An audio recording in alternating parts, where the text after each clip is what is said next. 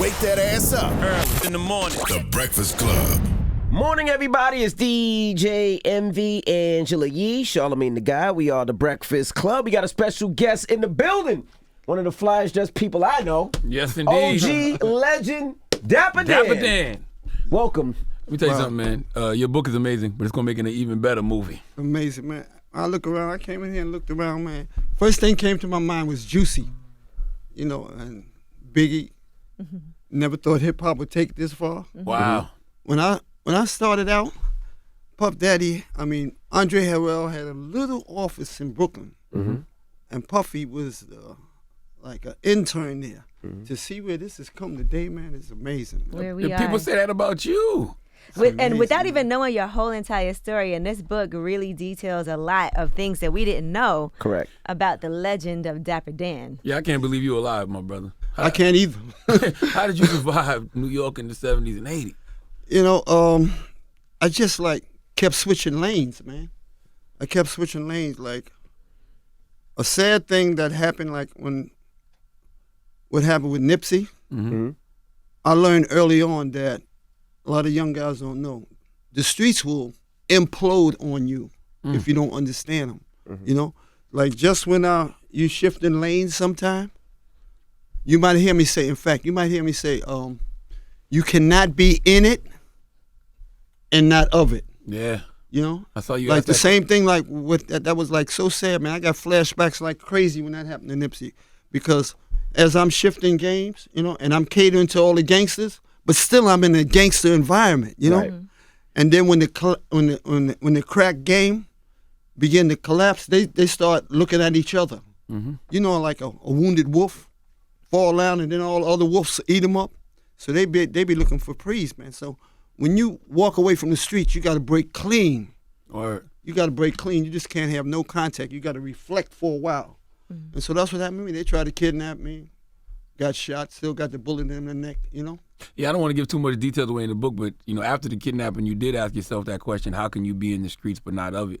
Yeah. So what was the final answer? Like, what is the answer to that question? Because I feel like mad people go through that today. Well, you know what? Before we do that, why don't we start from the beginning? Because a lot of people might not know. They hear the name Dapper Dan, they see the face, but they don't know what you've done. Me being from New York, we've seen it all the time, and I've seen it in all the videos. So explain to somebody who doesn't know, just heard the name, seen you on the Gucci stuff. Start the original. How did Dapper Dan get started? Just cut off my question. Because you let him answer the question. Because you're going to get into that. Let us start from the beginning. How it started. Christ. Look, they arguing over you, Dapper Dan. Yeah. You know what, man? I don't know if you saw the documentary with me and Pee Wee walking through the street when I came out the underground. We talk about how we used to throw garbage cans in stores and, you know, New York Freddie, you know. Pee Wee Kirkland. Pee Wee Kirkland, yeah. Yeah, walking through the streets in that video that when I came out from the underground. Well, we was so poor, you know what I mean? We used to steal food from supermarkets, man. It was just have holes in our shoes, put paper in the shoes, and that didn't work. We used to put linoleum in the shoes. So that whole experience, man, set the stage for how we would think. So it was a process of using tools to change things for you, you know? And then I just kept switching tools, man. I didn't want to do this, didn't want to do that. The major difference came when, in 1967, I got busted. Me and all my brothers got busted selling drugs. And on June 19th, 1967, I got out September 27th, 1967. And one of the brothers in there who was locked up with me is one of the alleged shooters that killed Malcolm. And I saw the respect that he had, man. I said, I might go back to jail again, but I'm never going back like this as a drug dealer. So I walked away from 1967. I went back to high school at 23 years old. Then I needed to find out who I was. They let you back in high school at 23 years old? 23. Let me tell you something. Listen. That's when you went to school in Newark? Yeah, man. It was like irritating, but not regular high school. You mean like night school or something? Yeah, it was an educational program. You've been to like a law school in Mecca. When you where the 5%ers be at, the 5% of the nation where they a law school in Mecca. When you look under that sign, you see street academies. So that was just donated to the 5%ers, but that was a street academy. So me, Earl Manny Gold, all the legends, street legend basketball. That was an educational program that the Urban League put in place for all of us that didn't want to be in the street. So I went through that program, you know what I mean? And then it was a 3-part program. You go there to the Street Academy, go from Street Academy in transition, then you get a scholarship to go to prep school, I went to that, and then you get a scholarship to go to college. So it was like a 7-year process of me leaving the street before I came back. Right. Yeah, but and then in '68, you know, when I walked away from the street, I went to Africa. But the serious thing that changed my mind the most, like, is 4 day boys, and I'm the youngest, right? And we all got busted, and we in the jail at the same time. My father running from booth to booth down in, you know, man, the CC, where they keep you in detention center. And we was in there, when I was in the bullpen, right? They called me out the bullpen, and then they pulled me back in. I'm like 19, 20, right? So when I got back in the cell, I asked my brother, I said, what was that? He said, did you hear that knock on the door? I said, I did say something. He said, that's the snitch behind the door that's telling on us, right? And I said, what? And then later on, I got probation. I got out of that there. And I come to find out the guy who told on us was the guy who taught us how to hustle. And I told my brothers from that moment on, I said, I'm done with that. That was too easy, man. I was done with that, you know? Hold on, you said the guy that killed Malcolm The guy, X? yeah, that's the one who... He maintains his innocence, though, right? He said he didn't. Alleged, yeah. Right. One, yeah. But you Alleged said one. he got respect in jail? Crazy respect. Why? But see, I thought y'all living in a different time, a different age, and maybe I'll get a chance to talk about that today. At that time, the Nation of Islam was really powerful, and with a lot of elements in the street, Malcolm was considered a traitor. Oh, yeah. You follow what I'm saying? We're talking 1968. Yeah. You know what I mean? Before, this generation now has a different reflection on what was going there. Right. Martin Luther King was considered a coon and an Uncle Tom. Yeah. What changed the trajectory of how your generation thinks about them is what they did after that. When they both went global. And in 1968, we were still being on the 50% of the black men, young black men, was on the front line of the war in Vietnam. You know, Martin Luther King spoke out against the war in Vietnam. That was a global issue. He went global. He got killed, right?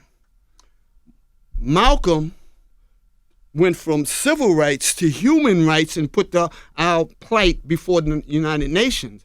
That's no longer a civil issue. That's a global issue, and he got killed. So that's what transformed the way your generation sees him. But at that time, Martin Luther King was called the Uncle Tom, a coon, and Malcolm X was called a traitor. Wow. Now, I mean, I knew that about them, but I still didn't think that people would respect the person who actually killed him, only because a lot of people knew that the government probably was behind that.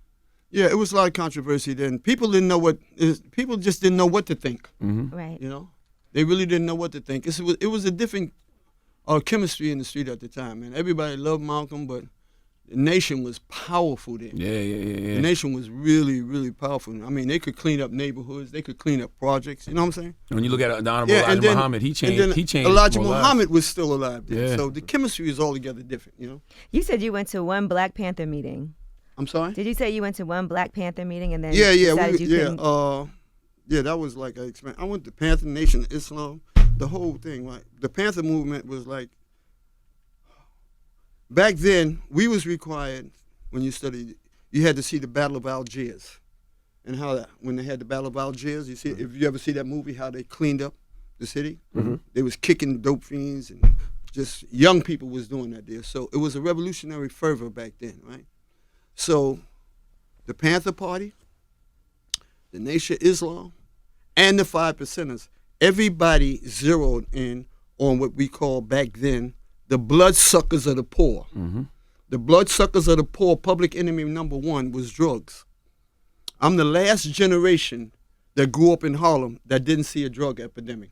Every generation after me, you know, I came of age in the 50s. It didn't start till in the 60s. But back then, everybody, you know, even the 5 Percenters, the 5 Percenters back then there, if you got caught selling drugs, you would be really capitalized on. Yeah. You know, Nation of Islam, Panther Party, but all that watered down and changed through the years. You know, I think my best friend, I heard my best friend, I said, yo, man, what you doing, man? Why you getting high, man? He said, you ain't heard, brother? We mastered the smoke. we mastered the code, and that's when you see the decline in what's going on today. So you can be anybody today, but the old school ways of seeing it. How did the drug game help and hurt the business of Dapper Dan? The crack epidemic created a cash flow in the street, and middle class blacks would not buy from me because I was like, they stubbed their nose at me. And the most revolutionary element that you found in the street that didn't care about what people thinks was the gangsters. As long as it looked nice, they would buy it. Right. But middle class blacks, they wouldn't buy it. So that was the mainstay of who I could cater to. And you have to remember, I was doing luxury goods, luxury street gear. So those are the only ones who could afford it. You might hear, I was a lot of rappers saying, man, I couldn't afford you back in the day, but I could afford it. So they was the only one that had the money that could spend on what I was doing. And everybody wanted to be the drug dealers back then. Yeah, everybody wanted to be like the drug dealers back then. All the rappers wanted to be like the drug dealers, yeah. Those are the first people you see, man, especially, coming up. You see them on the corner, you pass them on the street. My generation, it was the number that we wanted to be like the number guys. They the ones who had all the money. Then the shift went into drugs. And then we all wanted to be part of the number game. And then the drug epidemic hit in the 60s. Then they started getting all the money and buying all the cars. I remember in the first Cadillac I ever see when I was a kid growing up was numbermen had it. The number bankers had it. And then it shift from the numbers to the drugs, and everybody wanted to be like and dress like the drug dealers because they had the power. You ever look back and say, I created this high-end fashion? Because reading the book, you said you go to the store, you went to Gucci, you went to Louis Vuitton. They didn't even have clothes for men, and that you created that. Yeah, they didn't even have it for us. You know what? This is how I did it, right? Who was the influences when I was growing up? The Rat Pack. Sammy Davis Jr. Frank Sinatra. Yeah, Frank Sinatra, all of them, right? So, and their stores was Layton's, Phil Cronfield, Cy Martin's, and that's where they were. It wasn't like a designer thing. It was just like minks, diamonds, and furs. Right. So when these brands, these exclusive brands, Louis Vuitton, Gucci, and Fendi, when they came up, it's a shift now. Hustlers is getting designer brands because rich people who had those brands, and then the logos on those brands stated that, oh, you've been to that store. And so I looked at that now. I'm selling, when I left the street, I said, I'm not going to ever be bound to the drug game again. When I left the street, I said, you know what, man? I got to find something I'm going to do. So I worked with furs for a while, right? And then I said, I need something, another kind of cash crop. And one of the gangsters I knew, famous gangster I knew, he came in and he had a Louis Vuitton pouch. He's pulling brand new $100 bills out of him, and everybody looking at him. He was the major man. In fact, his name is Jack Jackson. He's the one who told on John Gotti's brother, Gene Gotti. That got him 50 years. Gene just got home, did 30 and just got home. So Jack was the man then, If you look back in the papers, you'll see, and this is the last of when the Italians controlled drugs in Harlem. You see in fact, I'm in the documentary, I'm walking through the street with me and Pee Wee Kirkland, and I'm holding up a newspaper, and you see on the front page of that newspaper, I'm telling young people, this is it. And you see the Harlem Connection. Harlem Connection, that was the last time that the Italians had a hold on Harlem in the drug game when they busted Jack. And Jack told on Gene Gotti. And then that's the collapse. Then it shifted to the cartels. That's why people call Reverend Al Sharpton a snitch, but he was actually trying to get the Italian drug dealers out of the black neighborhoods, right? Well, I ain't gonna speak on certain things. I ain't gonna speak on like that. Yes, okay. He was involved in that. There's a big controversy around that, but yes, he was active in that. But you gotta, if you want to really know how this is, when we was growing up, we went to school. It's Benjamin Franklin. It's called Manhattan Center now. But back then it was Benjamin Franklin, right? And we had the largest Italian neighborhood that we grew up in at the time. It was larger than Little Italy downtown, right? We had the first Little Italy, and that was in Harlem. And so once you got over like 116th Street and you passed 2nd Avenue, you was in Little Italy. So we went to school with And they had two gangs then. One was the Italian Dukes, and the other ones was the Red Wings. Now, if you go online, you could read about the Purple Gang.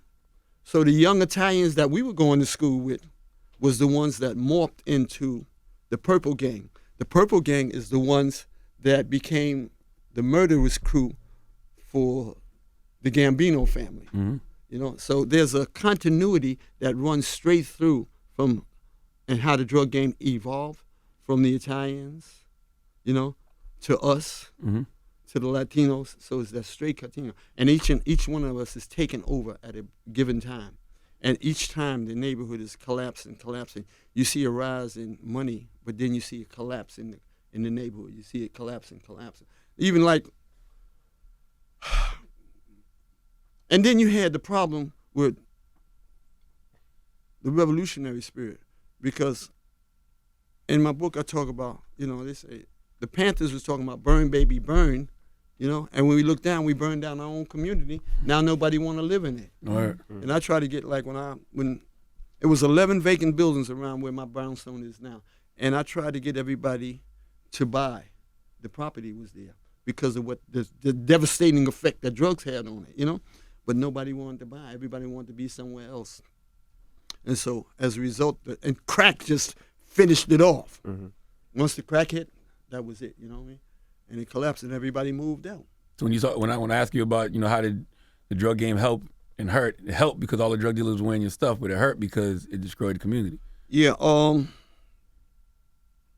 I don't think, when I was growing up, like in the 50s, early 60s, everybody had somebody in their family who was in the Nation of Islam. Mm-hmm. By the mid 60s, everybody had somebody in their family that was a crackhead. Mm. So you can see the shift. So the help and the hurt. It hurt your own family too. Yeah. And yourself. That's what I'm saying. After a while, it implodes. Right. And if the young kids coming up today, if they never saw the Harlem that I saw, let me tell you something. Elijah Muhammad said 11 o'clock Sunday morning. When I was growing up, 11 o'clock Sunday morning was America's most segregated hour. And 11 o'clock Sunday morning, you see everybody in Harlem emptying out all their buildings. Everybody went to church, man. I'm the first generation of that grew up in Harlem with the Great Migration, man. You know, my father was born in 1898. That's 33 years after Emancipation Proclamation, man. Mm. It seems like a long time. It ain't been that long. It's only 153 years, Mm-hmm. man. My father only went to the 3rd grade, man. We haven't exceeded, no generation is exceeding the accomplishments of the generation that came before him in Harlem. Wow. I saw you said in 1968 you wrote a cover story for a newspaper called 40 Acres and a Mule. Yeah. And you warned against the dangers of gentrification Yes. coming to Harlem. Yeah. And How did you see it coming? Yeah, 1968, right? In 1968, I did a study. First, it was 1964, Constance Baker Motley. She was the second black borough president of Manhattan. Later, she became a federal judge. She did a study in 1964 called Urban Renewal, Negro Removal, talking about the plan. So in 1968, when I got in prep school, I did a study on it to figure out what was going on. At that time, they was just getting ready to build the state building on 125th Street. And I went and got a prototype of that building and put it on the front page of the 40 Acres and a Mule, where I was a student writer for. Mm-hmm. And I made it look like a Trojan horse to show people in Harlem that gentrification was coming. And that's 53 years ago, and nobody listened. So when I said, man, I can't get nobody to listen. And my gangster friends, my hustler friends, they said, man, you just want somebody to be over there because you're over there. They didn't understand. What were you trying to do? Get them to invest and buy I tried the to get them buildings? to buy the buildings Yeah, over yeah, there. yeah. I paid like $50,000 You said for that a was one of brownstone. the best things you ever did, you and your wife, June, at the time, right? Was to buy that brownstone. Probably the best physical thing, the best mental thing I did was to start reading again. Mm-hmm. Yeah. Dougie Fresh though did. I always said Dougie Fresh bought a lot of buildings. And all Yeah, boy, Dougie Fresh's mother lived right down the block. Dougie Fresh grew up in a brownstone, so he understood that. Right. Dougie Fresh is like, he come from like the West Indian extraction. Mm-hmm. People who come from the South, we didn't have, the first generation that came from the South, they didn't have that property mentality. People from the West Indies, like you see in Brooklyn, you see a lot of them communities in Brooklyn that got Yeah. the brownstone, they're from the Caribbean. That's right. So they came there with that mentality. The first Puerto Ricans that migrated here, they came here with that mentality. But the people who came from the South, they didn't have that. You know? I'm from South Carolina. We always wanted to own land. Yeah, well, I'm from South Carolina. My mama came up from Bishopville, South I'm Carolina. from Moncks Corner. Did they if they came up, you know, you got to remember, like I told you, my father was born in 1898. So him and my mom, when they came up, it was like Jim Crow era. It's right then. So the mentality, it was altogether different. You know what I'm saying? But How much your brownstone worth now? $3.5 million to $4 million. Lord have mercy. Yeah. So you know Jesus. what, when you started doing the clothing and it was on all the artists and all the celebrities and the drug dealers, and they sent that cease and desist and shut your store down, how did you survive after that? Well, here's what I did. At the height of my business, I had gangsters coming from all over the country. So when they shut me down, I went underground. I would make clothes in the underground and hit every black city from New York to Chicago, and then come back and then hit every black city from New York to Atlanta, because all the gangsters, I knew all the key gangsters in them cities, so it wasn't no problem. And that's how I sustained myself for 20 years, man. You know, you've always managed to reinvent yourself no matter what, right? And you talk about that a lot in the book, being such a smart young man who was a great writer, writing, and then becoming a hustler as far as gambling and being able to really master that. It seems like everything that you decide you want to do, you have to find a way to master those things. Yeah. So where did that come from? Well, you know what? In the book, I talk about that. When I never had a suit, right? That's why, like, you always see me with suits and dressed up. I never had a suit. So I'm 13 years old. My father getting ready to buy me a suit, right? We go to Ripley's department store, and we go up there. I say, Daddy, let me see the contract, because you're going to buy it on time, right? And I read the contract. I say, Daddy, they're going to charge you 2.5 times what this suit is worth. I say, Daddy, don't get it, right? So I'm coming down the steps from the store, and I look at my father. My father got, like, tears is welling up in his eyes. And he say, son, he say, don't you know you could read? He say, boy, you could read, you know what I'm saying? And because my father only went to the 3rd grade, he had to teach himself how to read. And I saw, like, the passion on his face, the way his face looked like. And then when I got busted, like I told you, when I got busted, all I started coming back to me, man. And I said, you know what, man? I'm going to read my way out of this. That sounds like Frederick Douglass. Yeah. I said, yeah, man. I said, I'm going to read my way out of this. So I read, when I got out the joint, I read Malcolm X. And what really touched me, the speech to the grassroots. And in the speech to the grassroots, he said, if you want to understand the flower, study the seed. So everything that you've ever saw me do, even including gambling, I went and got books on. Because after, like, I learned from the best hustlers in Harlem all about gambling, you know. Because gambling is like, it's a misnomer. People think it's a science to it, man. It's not luck. It can't be luck in God anyway. But it's a science to it, and I touched myself everything about it. Then I went and bought every book that I could find on gambling, and I came across, like, John Scarney. He is the master of it. And I read all his books, you know.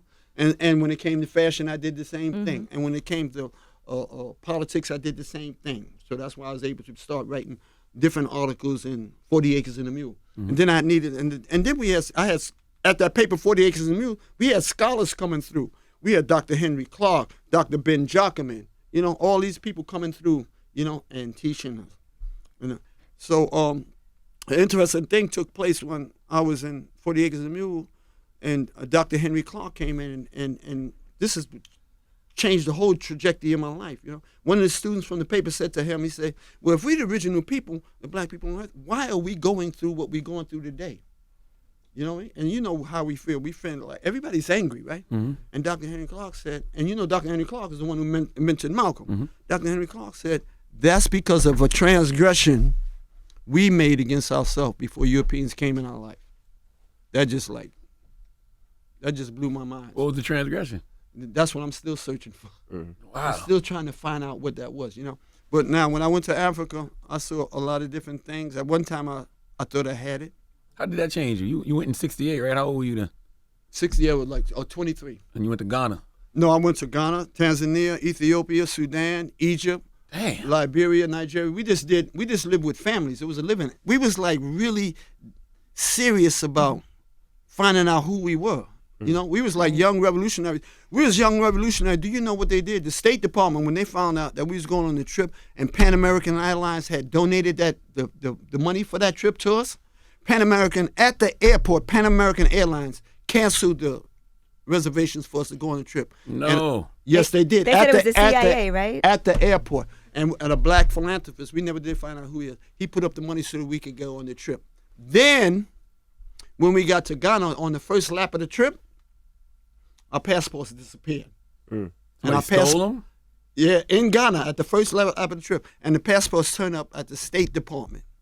On our itinerary, we were staying at Kurasini International School where they were training Africans to fight in South Africa.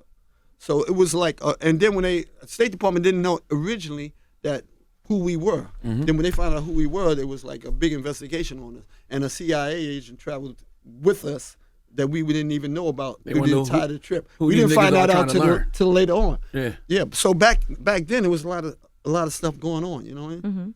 But what are they scared of? I mean, I know they never wanted us to learn. But if you go to like all the articles that I wrote and that we were writing, and you go to the Schomburg Library, and there's an archivist there, Barry Brown, and you ask her to pull up the 40 Acres of Mule, and you see the radical things that we were talking about then. So they were scared of revolution. Yeah, well, so you got to remember, that was the COINTEL era. Yes. When they was cleaning up all the organization, the Panther Black Party, Panthers, Nation Islam, Nation everything Islam, was, yeah. they was zeroing in on everything. So they thought you were radical. Yeah, so we were a bunch of young radicals, and they was right about what they were saying, but we was like, it was a growth process, you know? Right. It was an angry process. It was a learning process. That's why we that's why we went to Africa. So what did you learn from that trip?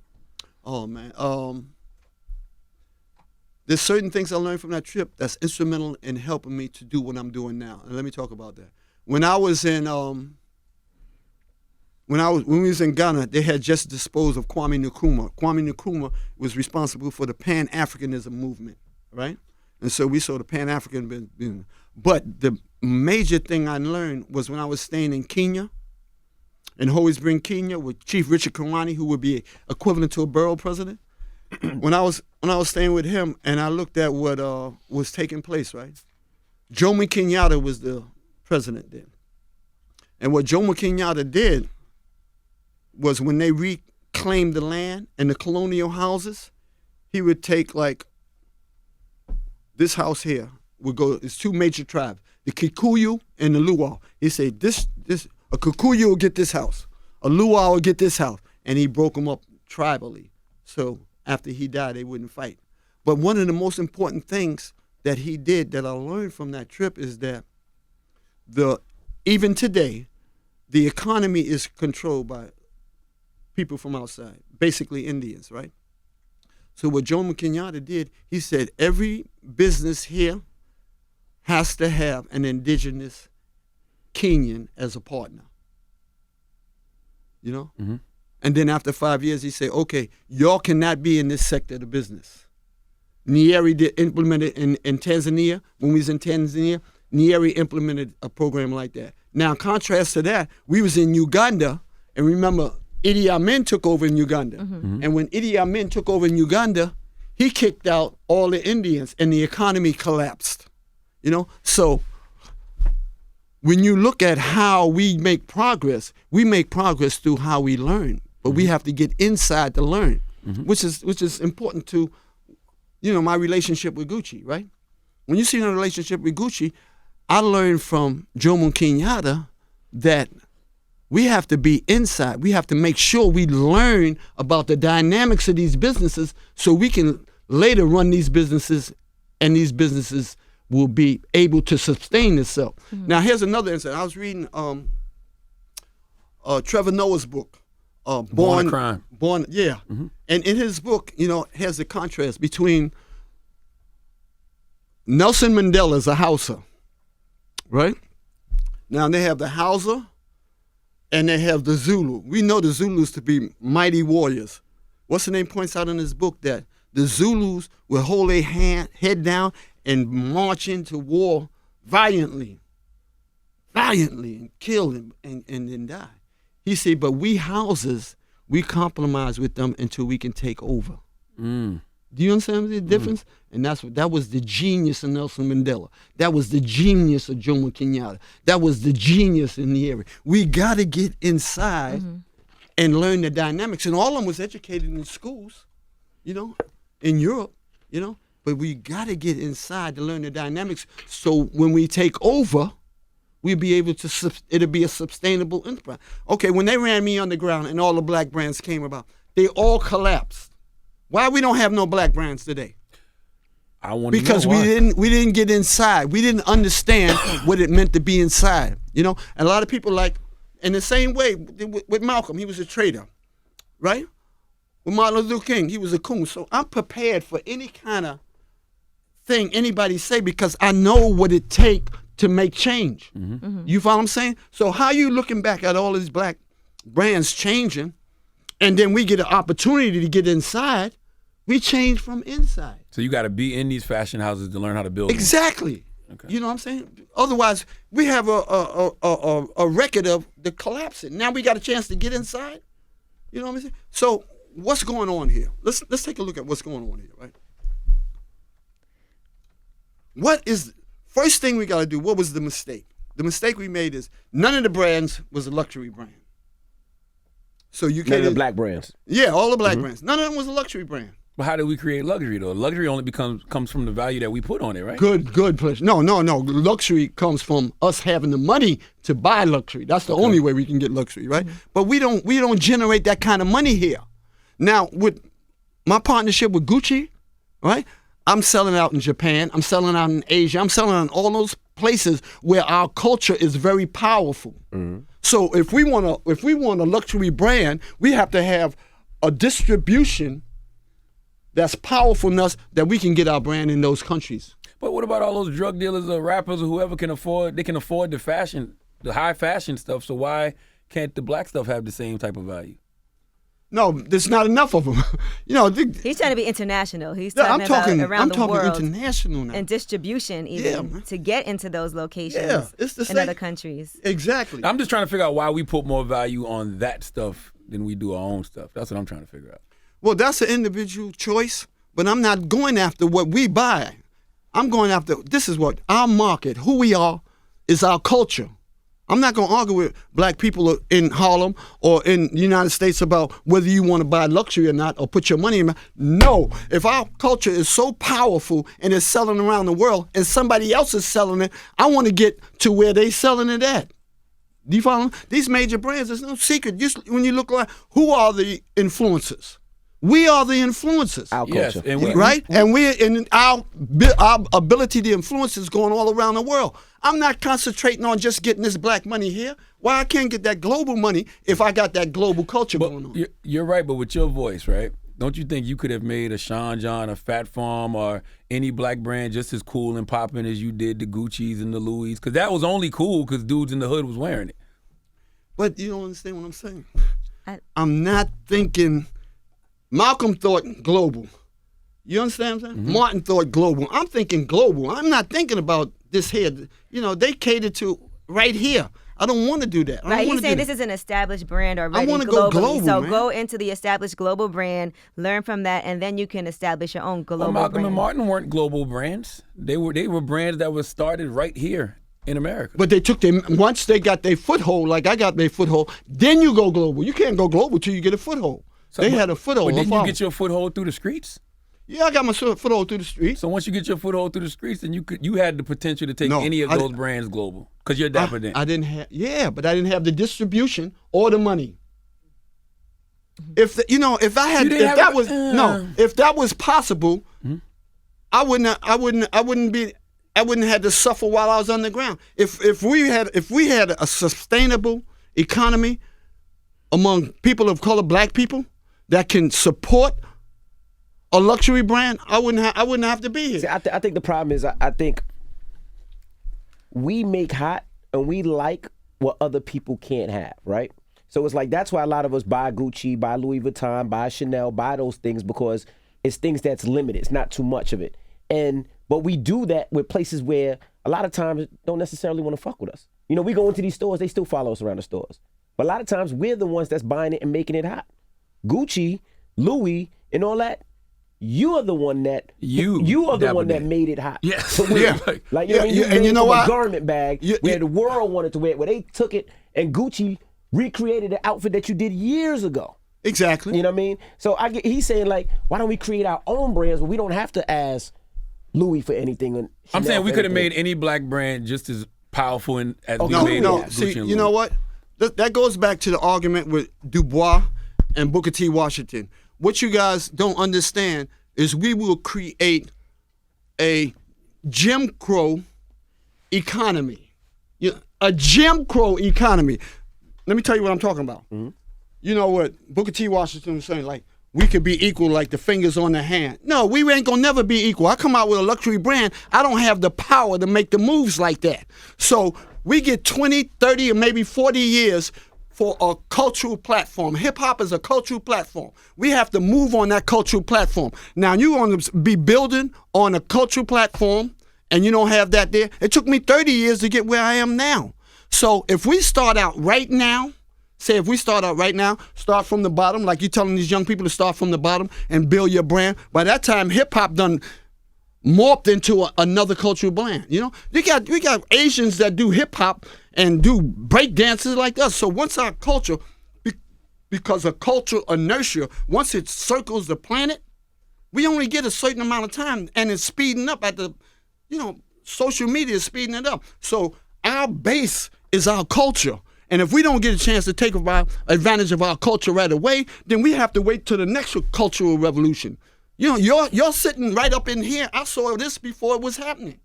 This ain't gonna go on forever. You're gonna have to transform into the next stage. Correct. And while you transform it, and these other guys are starting from the bottom. Do you understand what I'm saying? Okay, look at the brands. When the black brands came out, they didn't have the knowledge that they needed to grow. But hip-hop did, so hip-hop kept growing, and they stood still and died. We can't have that happen again. So how do we keep that from happening again? Y'all had to get, everybody in music had to get with a major distributor. What's the difference? What's the difference between a musical major distributor and somebody over here getting a clothing distributor until we powerful? You're right. They made billions and gave us scraps until we figured it out and then created our own lane. And that's what we're doing again. But I think the difference and that's exactly the point. And that's what we're doing again. We got to step in and figure it out. But you got in to figure it out. I agree with you, but I think the one fundamental difference will always be that we'll always look at the Gucci's, the Louis, the Fendi's as more value than anything that a black designer creates. Because we give it that. We think white ice is cold. We give it that. Although people love Off-White now, and that's doing really well at a Pierre Moss. And I think there's brands by black designers that are on the rise. Yeah, but we still applauded Virgil more when he got with whatever company he worked with, Louis Vuitton. But he got that because of Off-White. Yeah, but we still applaud that move more than we applaud a black guy owning this brand Off-White. What black guy owns a big brand? He's the only one I know. Do he own that? Oh, I don't know. We need to do our homework. This is the kind of questions we need to ask. We need to ask, do we own this? Mm-hmm. Don't let me go into false bias. We need to ask, let's talk about it, my brother. Let's talk about it. I'm going to let y'all do your own. We need to know who owns what. First of all, we need to do homework, first of all. Once we do the homework, then we can have intelligent conversation. Yeah, I don't want to call people out. Yeah, I don't know if Virgil owns Off-White. I know he was a designer. Mm-hmm. I don't know, but I don't know if he owns it. I know we, I'm not 100% sure. I want to switch gears a little bit. You did get sued by several major designers, and this is way before the social media era. How did they know you were doing what you were doing? How? Yeah. Well, in the beginning, people used to try to come to my because of the hip-hop artists, Mm-hmm. Yeah. First the gangsters, then the hip-hop artists, Gangsters go to every major event. People see them popping up. Let me tell you a funny thing, right? Monica, LL Cool J's stylist, mm-hmm. And she used to go get loans from clothes from down Gucci, right? And Monica went down to Gucci to get a loan from her, and everybody down at the Gucci store at this time, way back in, early 90s, and they're asking, they say people just keep coming in here asking for outfits that they see rappers with, mm-hmm.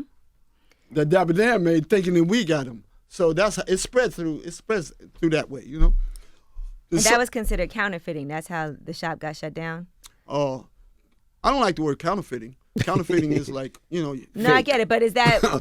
Huh? I get that, but I'm saying using their logo. Trademark infringement. Okay. That's what it was. It's trademark infringement. I don't consider that's what I do. I didn't do knockoffs. Like I told you, I do knockups. Mm-hmm. Okay. So how did Gucci reach out to you? How did they finally reach out to you? Because, social media went crazy when they seen your design that they put out. How did they reach out to you and say, hey, good question. Let me tell you what I did, right? Because I'm skeptical. I grew up in a generation and we don't trust nobody. Mm-hmm. So when they first reached out to me, as a result of the, the coat, the coat, the famous coat, right? A number of influences was calling and stuff like that, right? And my son, Jelani, said, Dad, you really need to talk to them. I said, talk to them. He said, they serious, right? I said, okay, if they serious, tell them to come to our brownstone in Harlem. And they came, right? And so now, what do I have to do now? Now I have to find out what is their mindset. So what I did, I read up on Marco Bellari, right? And I read up on Alexandro, right? And I'm saying, wait a minute, it's hard for you to trust when growing up in the situation I did. So I did the research on these two guys, and I found out what the trajectory was. They were focused on cultural inclusivity even before this happened. Now let me tell you something. With culture, this is what transpires with culture. When people appropriate our culture, they make mistakes. You follow what I'm saying? They make mistakes. So they're never going to be able, we even me, I have to ask my kids like sometimes, what that hip word mean? Even in the language itself, it's constantly going. So it's easy for somebody else to appropriate something that belongs to you and make a mistake in how they use it, right? So my approach to them was like, you got to have us in the room, We got to be a part of this so things like this, they don't happen. So when they reached out to me, let me tell you what was the convincing thing. It's two stories. The first story is like Alexandro, the lead designer, the head designer for Gucci. He said, listen, I didn't mean to copy you. I was paying homage to you, all right? He said, I was paying homage to you. I just didn't say it in the beginning, but I thought everybody knew that if I did this here, they would know it was yours. He said, I didn't pay homage to you. But this is an interesting thing, and nobody's talking about it. The same time, now, you got to look at how this is developing. When Supreme did the relationship with Louis Vuitton, and they had the runway show, they issued a letter for everybody who was at that show on the chair that they would have to sit in, so they have to pick that letter up and sit and say this whole collection is inspired by Dapper Dan, and nobody said nothing. Really? You see what I'm saying? That's why information is so important. So Supreme came into existence to recreate what I was doing, but just letting everybody know so they don't get in trouble. Right. Is that still make it legal? Huh? Just because they let everybody know that makes it okay? No, that don't make it okay. Okay. Just make it so the publications that deal with that kind of information, it doesn't make news. Okay. Everybody know. You understand? So there's nothing But when you do it and you don't say something, it becomes a big that deal. makes news. Y'all So stealing there's from Dapper nothing Dan. financial. Yeah. So you understand what I'm saying? There's nothing but financial to me, that comes with that? it's both the same. Right. You follow what I'm saying? Because it's appropriation. But now, here. So Gucci comes and they says, okay, everybody's paying homage to Dapper Dan, but nobody's paying him. Right. True. Everybody's paying homage to Dapper Dan, but nobody's paying him. We're going to change that. We're going to allow you to do what you've always done in Harlem, right? And we're going to do a partnership on the Dapper Dan line, like the stuff he did in the 80s, and you get a percentage of that globally. I could never get that. Where could I get that at? That's my foothold. Now, if you don't see me doing something in the years ahead with my grandson and my sons and building, then you can say Dapper Dan was a deadbeat. Do you understand? But this is it. I don't look to get no credit for what's going on now. Just like Malcolm didn't get it what was going on now, or Martin didn't get it. These are things that take time to develop. People gotta say, everybody wants instant gratification, right? But listen to this. Reparation. Let's take a look at reparation. We were slaves 350 years, 400 years in this country. Now we're talking about money then. Yeah, that's right, and we got a valid reason for that. But let's not wait another 30, 40, 50 years to say we want reparation because y'all appropriated our culture. No, we could get that right now. We can get in the door and get that right now. We don't have to wait 50 years, 100 years and say, y'all been copying us all along, man. I had to go back and do some history on this. I say, damn, when did it start, man? How did this come about, right? Then I remember when I was little, I was like watching a TV program when Nat King Cole in 1951, 52, he had the best-selling records and stuff, and he had his own TV program, and he was, you know, 'cause being an influencer is what TV is all about, right? Mm-hmm. So Nat King Cole like had his own program, and he had just one local sponsor, right? And then he had a something covering a bottle or something on the table, saying, "I'm gonna let y'all know what my sponsorship is gonna be," right? Nat King Cole, the number one. He was number one at the time for 2 years in a row. And you know what? He never got a sponsor. So that just show you we done grown since then, since Nat King Cole. Now we don't have to be worried about being a national sponsor. We global. We sell things global, so we got to take advantage of that. Do you understand what I'm saying? Do you follow my reasoning? We got to take advantage of that. But we can't wait. We can't wait saying, start your own thing, and while they building, they done ran with that up. They done ran with the culture. So, but how do you feel now that you're in the door, now that you're getting a percentage and you're creating, you're in the meeting with the big wigs and making a difference and bringing us in, and now a lot of people, rappers and a lot of communities saying, no, we can't wear Gucci anymore. Thank you. I'm glad you bring that up. So what that does, that's... Wait a minute. They're not saying that for no reason. They're saying that because they feel like they're Gucci... saying that because they don't understand. Well, no, they're saying that because they think Gucci created a product that is blackface. Yeah, that's exactly right. Yeah. That's exactly right. Don't tell me there's any organization in the world that don't have a number of people who are not racist. Let's be real about that. Mm-hmm. You know what I'm saying? There's a number of people who are not racist, right? Because we don't hear them say it, that don't mean it ain't happening. That's a fact. Right? So forget that part. Let's look at the part where, what can we get out of this? We do a boycott. This would be the first boycott people of color, black people have ever had in America that we get 0 results. That's too damn stupid. That is too damn stupid, man. I don't wear Gucci to boycott it, so yeah. Yeah. How you gonna boycott something? You walk away because you insulted and you end up with 0? You can't be no hero. But what did Gucci do to fix it? Because, you know, we said we They implemented a whole plan. Thank you. Thank you. Yeah. We have a change makers program. I wish everybody go online and just see what they implement. Mm-hmm. But this is what we should be doing, right? Mm-hmm. Look at the change maker program, see if it's something you agree with. And if you agree with it, we're going to run with this and keep running with it. And then you know what we're going to do next? We're taking it to the rest of the brands. Now, not 50 years from now. We're taking it to the rest of the brands now. Do you understand? That's what we need to do. Mm-hmm. Right now, we need to do that. Take that program everywhere. Give people opportunities that deserve it. Give black people opportunities so there's people in the room that make those decisions. Inspire those go online and look up the fashion- Change Makers program, then make your choice. Don't let somebody... This is the same thing that was happening in the 60s, man. People going to run around talking about burn, baby, burn, and burn down their own community.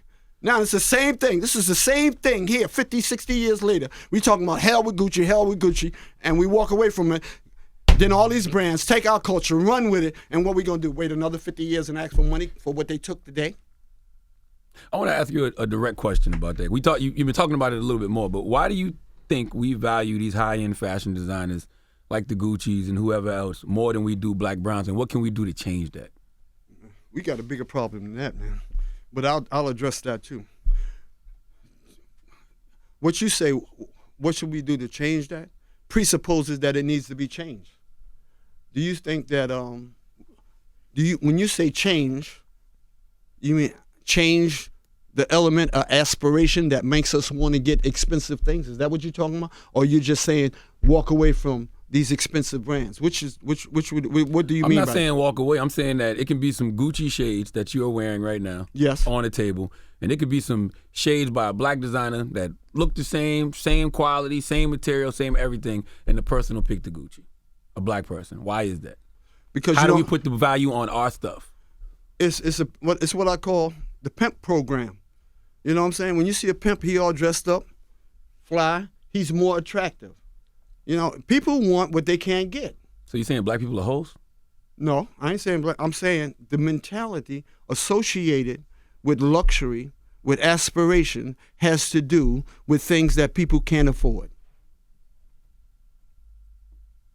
You know, when you see a hustler riding through it's the same thing that happens to a young boy on the street. You see a hustler riding around with a Benz, you know what I mean, or Lexus. It's the same thing, man. I don't get it. That's the kind of car they want, a luxury car, It's as opposed to. It's the reason why I love cars so much. Because growing up in Queens, I would see Preem and all the drug dealers drive up the block with cars that nobody else had. That's what and I'm you talking always about. wanted that. So how That's do what we? I'm talking So about. my question is, how do we get that kind of value for the thing? You got to make something compatible to that gets the respect of that. It takes time to get the integrity and the respect for a brand. If you can't play, look, why everybody? You know what? Here's an interesting thing, man. I ain't gonna call out the person. Here, guy, he has a black brand. He calls a meeting. Everybody's sitting at the table. He said, "Why our brand ain't selling?" And he looks around at the table. Nobody at the table is even wearing the brand.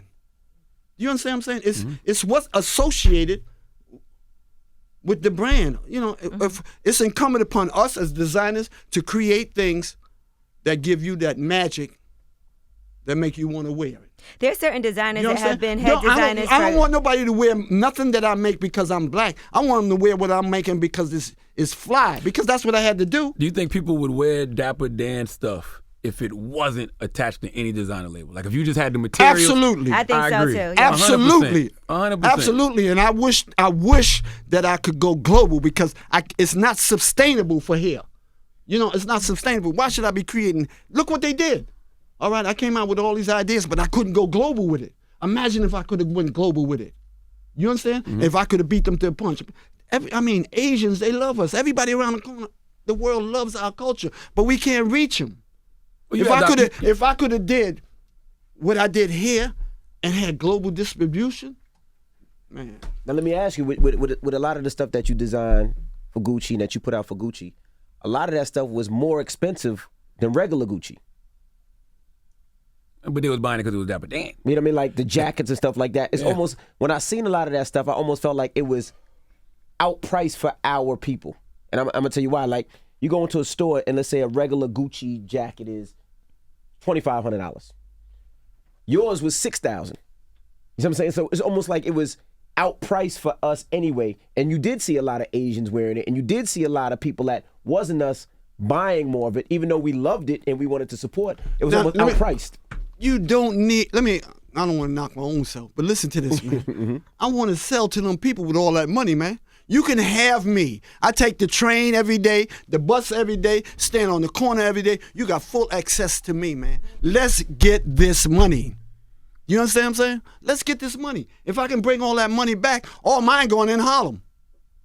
Let me go out there and get that money. Somebody gonna pay that for it? If I'm worth that to her, let's get that money. You want me to bring the price down so we can afford it and we don't get that money? What's the logical thing?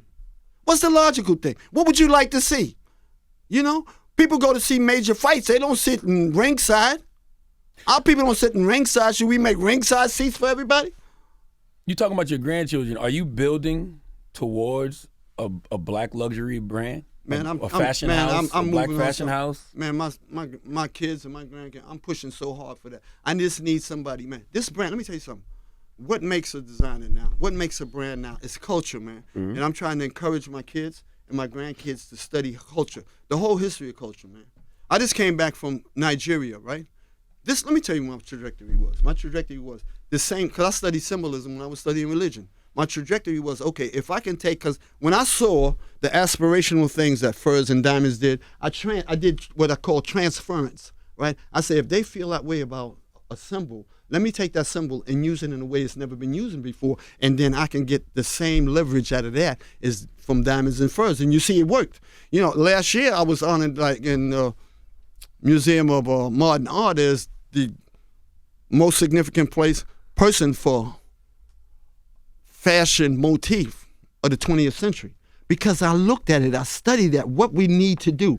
So this time, now I done took these symbols to a higher level. So this time, like 4 months ago, I went to Nigeria and I studied the Yoruba religion, right? So I'm looking for a symbol now that could be subtle, that could bring us both together, you know? East and West, all people of color together, that we can rally around, because that's how you build, you know? So once I go, and I get over there, I say, what is so significant? What is the most significant thing that touches us there and here? And I say, it's the Yoruba religion. So I went there, I went to the museum, I got $500 worth of Yoruba books, I got $500 worth of Yoruba material, and I had the lady at the museum teach me the significance of the symbols of the Yoruba. So when you look at European fashion, you see the crest and you see the symbols. Okay, we can have crests and we can have symbols. When we reach that platform where our symbols is symbolic and we incorporate that into a garment, then we can say we got global respect. That's how we get respect. You understand? Respect Not just from coming, who, though? not printing a T-shirt, running on the corner. No, I want a symbol that symbolizes who we are and create a garment that's luxury. Now, you can do things that's not luxury, but something that's high end, something that we can have aspirations for and look up to and say, yeah, he did that. And everybody around the world is buying that. They buy our music like that, right? So we can create a fashion house that we can do the same thing with. That's my desire. That's my goal, that man. should be the goal. You know what I'm Absolutely. saying? I went over there and that's what I'm studying. I done been back and forth to Africa all these times, and I'm looking for what's us. What can I take from there that's us that we be proud of over there and we be proud of over here, right? Man, we going through trade, man. 70% of Nigerian women use creams to lighten their skin, man. We got a cultural problem, man. You know, so we got to have foundations. We got to build houses, fashion houses and cultural houses, so that we will be proud of who we are, man. Everything we're doing over here is affecting them over there, man. You understand? This is a serious issue. We got to go deep into this. We got to go deep into what symbolism means, and we got to go deep into distribution. We got to understand the total picture, man. We can't be getting mad at some goddamn house and walking away and talking about hell with that, go start your own. And I had to go back to the street. When they shut me down, I had to go back to the street and start all over again, man. I had a 3-story building on 125th Street, a 2,000 square foot factory on 120th Street, all in Harlem, and everybody working there was the people of color, man. I lost $250,000. I had 23 Africans working for me. 12 in the daytime and 11 at night, man. I was open 24 hours a day. I know we can do this. You know, I know we can do this, but when we do this and we get in this door, we got to be able to distribute to us, man. I ain't hung up on just selling to us. You know, if you at a grocery store, you want just black people to come in your grocery store to buy your groceries? No, but I'm glad you're saying what you're saying because I just want us to put value on our own. That's all. It's bigger than what we see, man. And if we got to encourage people of color to study our culture, study the trajectory, you know, because now this hip hop thing, man, it's like I done saw all jazz, Afro-Cuban music, reggae music. I done saw all these platforms. Each platform we get an opportunity. If you don't get money off that platform, then cultural inertia takes place. Other people start dancing like us, start acting like us, and then that's it. We don't become influencers once they start doing what we're doing in their environment. You understand what I'm saying? No, we'll always be the influencers. They'll always copy us. You don't. They always gonna copy us.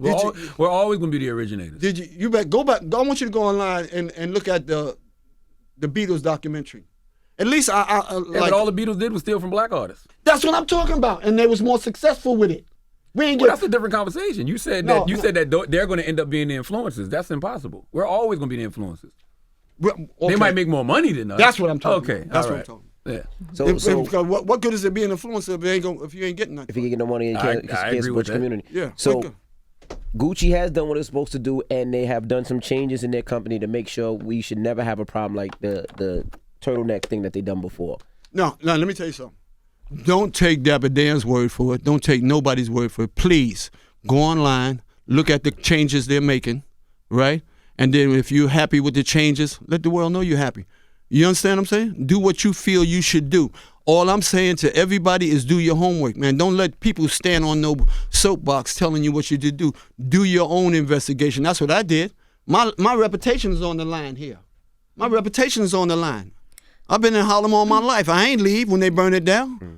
You understand what I'm saying? I'm same place, and I ain't still chains, buses, and everything. You can ask me questions wherever you see me. You said you had a line. You said you learned gentrification is to Harlem as appropriation is to fashion. Exactly. How do you expound on that a little bit? See, just like gentrification, because we didn't pay attention, Harlem got gentrified, right? Because we're not paying attention, appropriation is taking place. Until we do our homework and pay attention. Until we do our homework and pay attention, everything we create is going to be taken for. We're going to get the least amount of credit for what we do. That's what I meant by that. Okay. And I said they're hiring like a diversity and inclusion person too? Yes, they are. Well, we appreciate you Well, for hold on, I joining wanted us. to answer the question that I answered earlier. How can you be in the streets but not of it? Yeah, you can't do it. That's That was a quick answer. you cannot Good do it, answer. boy. Quick answer.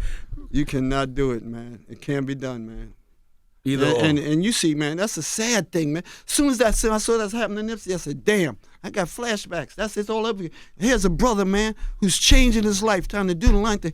You got to, my best friend Pee Wee, I'm a little bit more lenient. You know, I interact like in the beginning, my friends was upset with me. I said, man, I'm not answering your phone.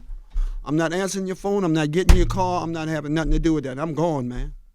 You understand what I'm saying? Mm-hmm. I don't want to hear that conversation. I don't want to hear nothing about that conversation. I don't want to hear nothing that has to do with things that I'm not about doing. Mm-hmm. That's what I'm talking about. Mm-hmm. You gotta cut it. You just gotta get away from it, man. Because even I told my friend recently, I said, man, come on, man. You hear me say this too, man. A weak friend is more dangerous than a strong enemy because it's a weak friend that draw that kind of bad vibration, that bad energy around you. And if I said, yo, man, you're gonna be. I told when I left the drug game and went into the clothes game, my best friend, I talk about him in the book. I say, Russell, man, come on, be with me, man. We can sell the clothes out the back of my car. He said, no, man, you don't understand. We said, you don't understand. Yeah, 30, 40 years later, now he with me. You understand what I'm saying? I said, man, you got to just cut clean. You just got to break clean, man. You can't be in it and not of it, man. You just got to break clean, man. But you stayed in Harlem, though. Yeah, I stayed in Harlem. Yeah. Yeah, but I ain't in. It's two Harlems. You cut the lifestyle. Yeah, it's two Harlems, man. So I ain't, Well, make sure you pick up this book. It's a great great read. man. And I just Amazing wanted to read. know, is the end goal to have Dapper Dan be a brand on its own? With all, like how Tom Ford, Believe Gucci have Tom Ford. Is it Dapper Dan? He said that. That's the Yes, end goal? Yes, that's coming. That's on the way. That's definitely on the way. Well, we'll That's keep definitely supporting on you, the way. brother. And thank you for Hey, coming drink up some here. water, man. You breathing hard as hell. Y'all got me all pumped up. They say, man, when you can look at the Breakfast Club, man, they serving more than breakfast up in there, man. It's Dapper Dan. Make sure your game is right, boy. They ain't gonna cut you up, boy. That breakfast, you might be with breakfast. They might put you on the plate. It's Dapper You might end Dan. up on the plate, boy. It's the Breakfast Club. Good morning.